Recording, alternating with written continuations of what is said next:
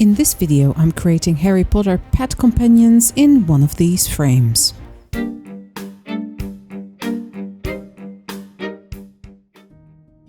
Hello my lovely ravens, welcome back to my channel. My name is Chantel and today we are back with number 4 in the Harry Potter Pet Companion series. About a month ago I asked you all about assumptions about and questions for me and you replied. Now it's my turn to answer these for you.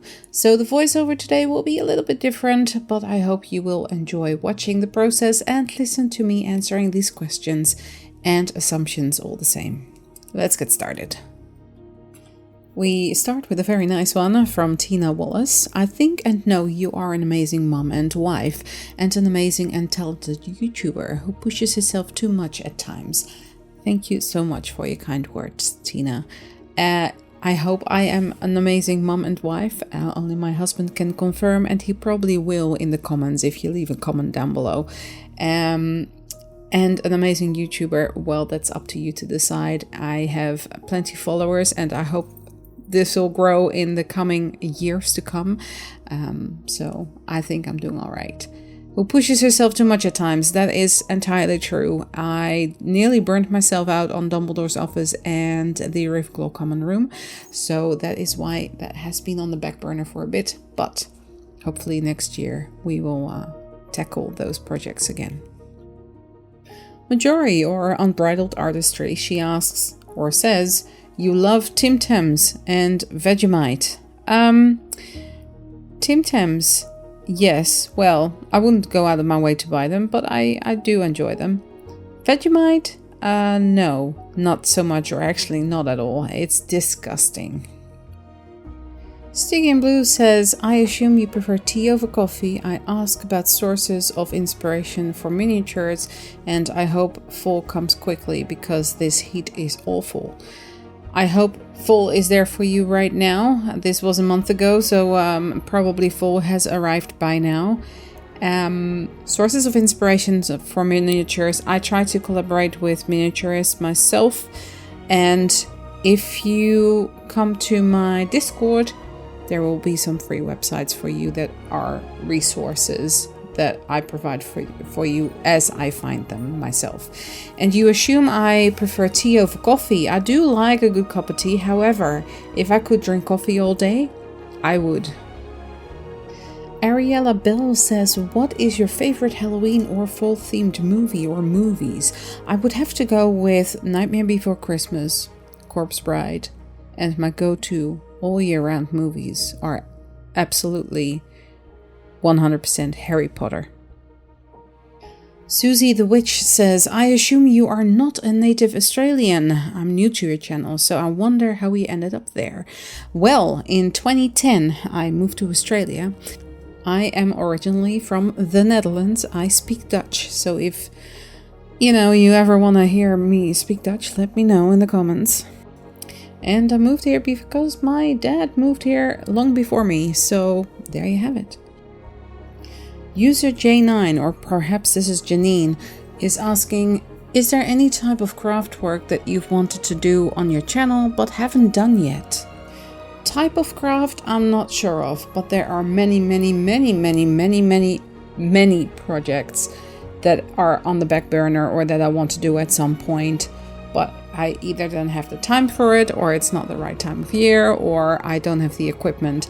So there are some things, yes, I definitely want to do, but I'm also mainly focusing on Harry Potter right now, and I would love to build the whole set of Nightmare Before Christmas, but I know that's gonna take a lot of space, so space that I don't really have right now. It's little things like that, or kind of big things like that. Sherry Kloster says, I think you must have an insane amount of patience to do some of the things you do. I don't know if I could manage that. Well, you can always learn and try, of course. But I think so. Yeah. Some projects definitely take a lot of patience because you kind of want to see the end result. And like in the video right now, I'm sculpting. I enjoy the process, but my favorite part is still the painting in every project, and I kind of want to fast forward to that moment where I can actually start painting. Phil says, what made you want to start a YouTube channel and how did your family react and did their reaction change over time? My husband actually told me to, well, he didn't tell me to do it, but he said maybe you should start a YouTube channel because you're talented and you should probably share that with the world. So I did. And how did my family react? I don't think they're fazed either way of what I do, to be honest. Not all family members think that way, but most of the family members do. And yeah, it's, it is what it is. Did their reaction change over time? No, not at all. I mean, I believe they're proud of me, but they wouldn't say it. And it is what I do, I suppose.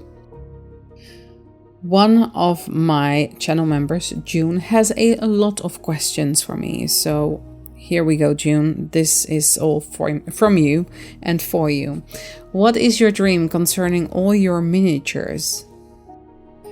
My dream with my miniatures and with everything that I do really is to make people happy with my creations. And this sounds weird, but I just want to make people happy with what I do and share my creativity with everyone and with you, all my viewers. And eventually I hope to make this a second income for our family. I work hard, my channel is slow growing, and maybe we should just, everyone who watches this video, if you get one person to subscribe to my channel, I think this will be taking off quite rapidly, but only if you ask someone to actually subscribe to my channel. Is there a piece of equipment or technology you wish you had? Yes, absolutely. I mean, I got sent a laser machine twice and some other bits and pieces here and there, but there is a 3D printer and a resin printer that I would love to add to my arsenal of machines just to help me out for miniatures, especially. That would make a very nice addition to the studio. Other than that, I think I'm pretty much set. Oh, and perhaps an airbrush machine. That would be fantastic. But yes, other than that, I'm pretty much set. Could I add a conservatory to my craft room to extend my storage or workspace? No, at the moment we cannot, because there's only a meter or two maybe on the side of the craft room where I am at, and that is then straight into the neighbor's garden. If I go any further than that, there's a fence there too. So no, unfortunately not. But hopefully in the future we can move to a larger property where I have an actual work shed or a work studio besides the house, apart from the house, and yeah, maybe even for workshops and whatnot. It's a dream. What or where is your favorite or dream holiday location? Probably somewhere with thrift store as well. If I'm on holiday, of course, I would be looking at thrift stores and craft stores if I could. But if there is none, that's okay too. I am not one for beaches or tanning or whatever. I'm like a vampire. I stay away from the sun if I can. Yes, I live in Australia. That's a bit ironic, but there we go. There we have it. And I would love to visit Canada and some places in Europe where I haven't been yet. Old castles, yeah, that kind of thing. Perhaps also Japan at some point, and probably also most of the United States of America. I've been to America, but that was only for a month and only a couple of states. So yeah. Is there a project that you wish to do? Many projects. Like I said before, I briefly touched base on that already. There are so many projects on my project list, and I will just churn through them as I go. And I work on things as I see fit and what I feel like making at the moment.